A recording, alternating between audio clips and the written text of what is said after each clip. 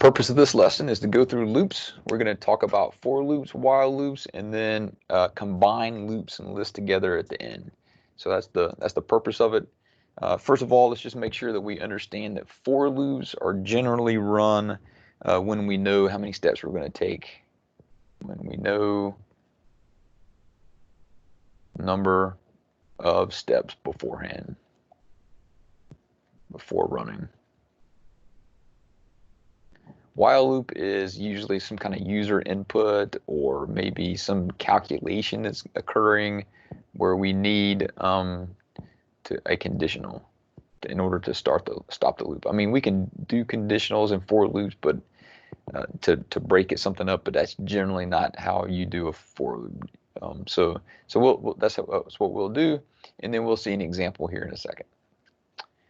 Okay, so let's go to our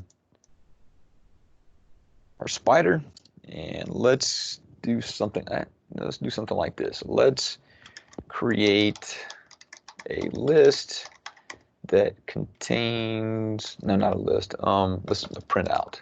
That's what we'll do. We'll print out 50 integer, the first 50 integers, where you get I. In general, when you're doing an index through a for loop, you're using I's, then J's, then K's. I don't know why. It just, that's the letter that people use. So I'm going to also use that as well. So we're going to have I, they're going to have I squared. No, square root of I. So let's do square root of I. And then let's do I squared. And then let's do the exponential of I. Or e to the I.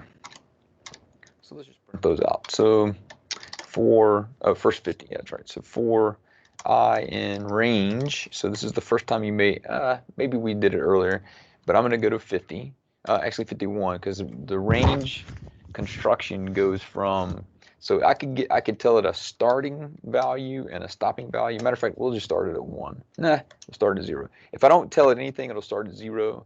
But I can say, no, I want you to start at 3 if I wanted to. But we'll at first let it start at 0 automatically, and then I wanted to go to 50. So I got to type in 51 here. And then we want to print f string, and then I want I, comma. We need to import math. So import math as m, because I need the square root function. And then inside here, I need to do m dot square root of I. And that, and then the next one is going to be, let's see, I squared, because that's I squared. And we need to put it in our brace. Then we need to put m dot exponential of I. All right, hopefully this works. Oh, I forgot to, let me include import math. And we get a nasty little thing. You get 0. And so we know how to fix this, correct? Hopefully you do. I want to put specifications in. So I'm going to give this maybe 3. I'm going to give this a width. I'm sorry, I don't need that. I need the colon. And then I'm going to give it a width, I don't know, maybe 5 width dot 2 or 3. We'll say 3f. Yeah, so that should work. And we can come back in here and change it if it doesn't. And when I say work, I mean as far as I want to line this up, because this looks kind of ugly right now.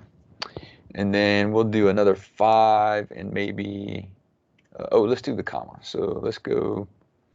So comma, yeah, let's see what that looks like. I don't know. I'm trying to think of how many we need here. Maybe a 10. I don't know how many left. If we go to 50 squared, what is that? Oh, 2,500. It's not that bad. Maybe 5. And I forget which place to put the comma, but we'll figure it out. And then the exponential is just kind of getting nasty. So we're going to let it be signed. So colon, Scientific, I believe, is E. Let's see what happens. I don't know. Look at that. So it looks like it did okay. So I got 0. I got those lined up correctly. 0, 3. Let's see, did it push it over? Looks like it's good. So it looks like the square root is working for us. And then we get the square, right? So I gave it a 5, so 1, 2, and I gave it a comma too, so that worked. Let's make this maybe a little bit bigger.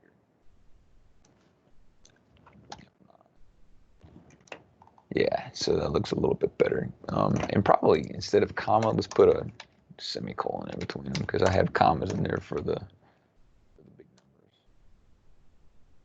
numbers. F9 looks a little bit better. And then scientific over here, so you got 1, and then it grows pretty dang big, and then 2,500. Okay, so that's that. That's a for loop. I mean, that's just an example of how you could possibly run a for loop. Let's do a while. And what I said a second ago was that while loops are generally used when we're going to have user input. So I'm gonna create this little game. So random as R&D. So remember PEP 8 says bring all your imports in at the beginning of the file. So that's why I went up there and did that. Not because I'm using it down here anywhere, but because it says do that. And then number to guess. So I'm going to let the computer have a random number and then ask the user to guess.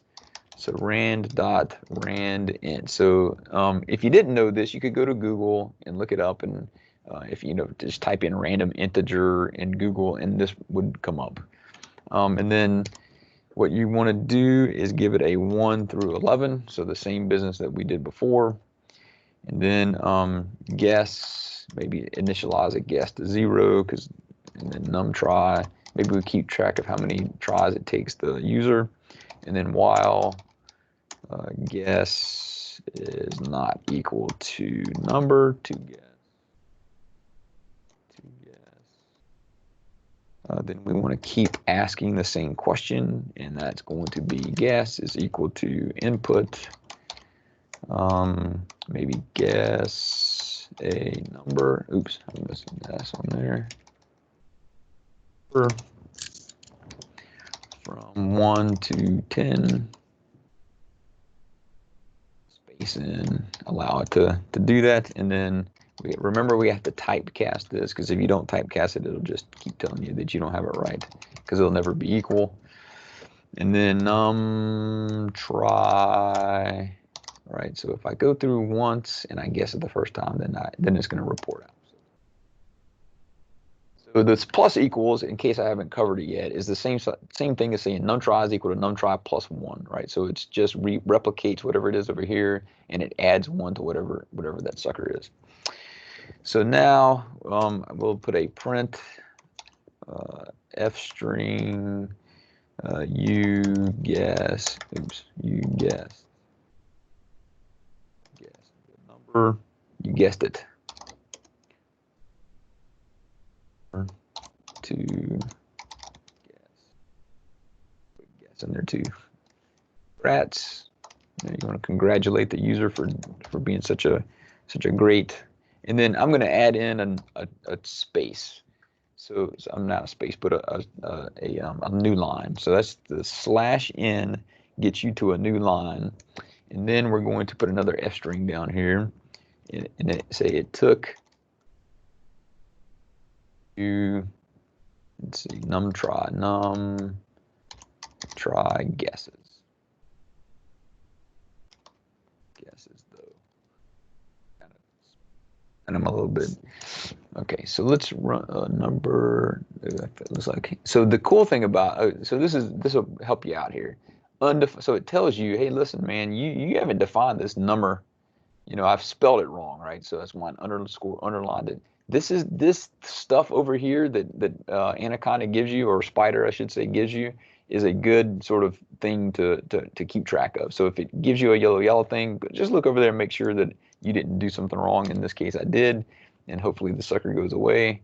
And then check out what it does. It highlights the ones that I had done before. So let's highlight this. Hit F9.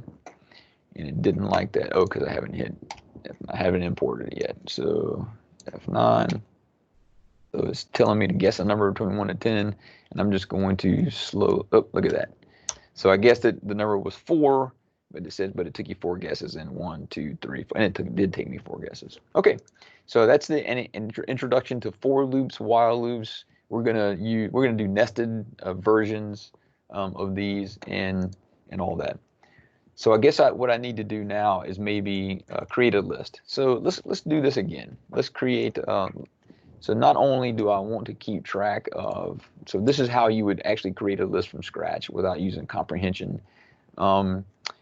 Numbers guessed. It's going to be too funky, isn't it? So NG, I'm just going to let it be number guessed equals some blank list. And then every time I guess a number, I'm going to do ng dot append.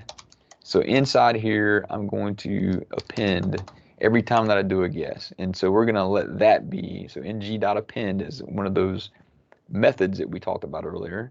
And that's, like I said, I think I said it, it's the most used one. And then we're going to use this information, right? So let's go ahead and do everything again. But the difference is we're going to have data to mess around with once we're done. So 4, 2, 8, 6, 5. I already guessed 4. Let me do it again because I haven't really. Look at that. So it took me 8. So it's good because now look what I got. I have all of the numbers that I guessed in there, right? So it took. So if you go back and look at it, it was 4, 2, 8, 6, 5, 2, 1, 9, right? So all of those numbers are in there, and now we can do this. We can mess around with it, right? So that's what I want to do. I want to connect because now I know, and I think I mentioned this a few minutes ago, but I like to use enumerate. So for I, comma, E in enumerate, instead of using range, most of the time, if you look in Python code, you'll see people use range, and then they'll do range length, right? So I'll show you an example of that one as well. ng. So we got that, and then what it allows you to do is print. Let's just print out what it's doing here.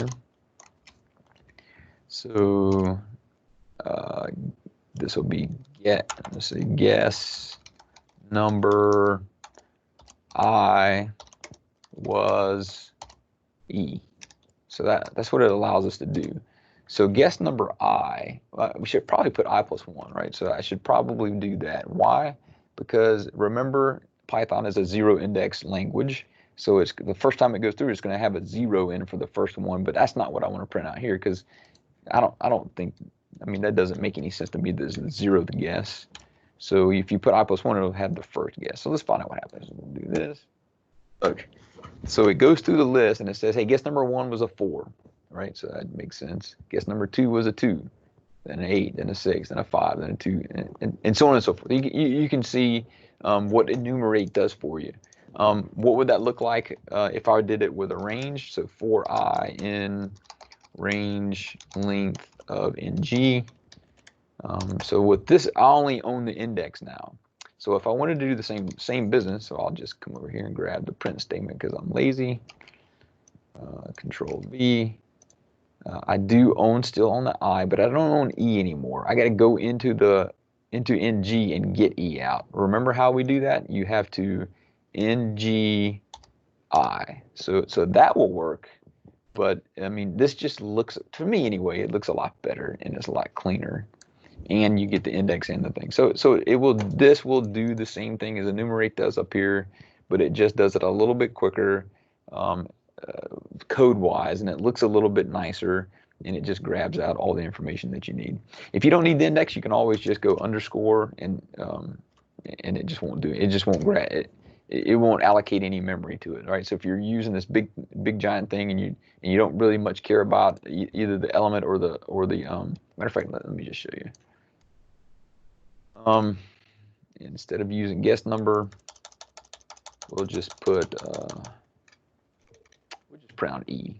We'll just print out what it was, and so I don't need this one anymore. So now it just tells you that you did a 4, 2, 8. So those are your guesses. Okay, well that's all I got. Hopefully you guys learned a little bit again, just a little bit more, and I will see you next time.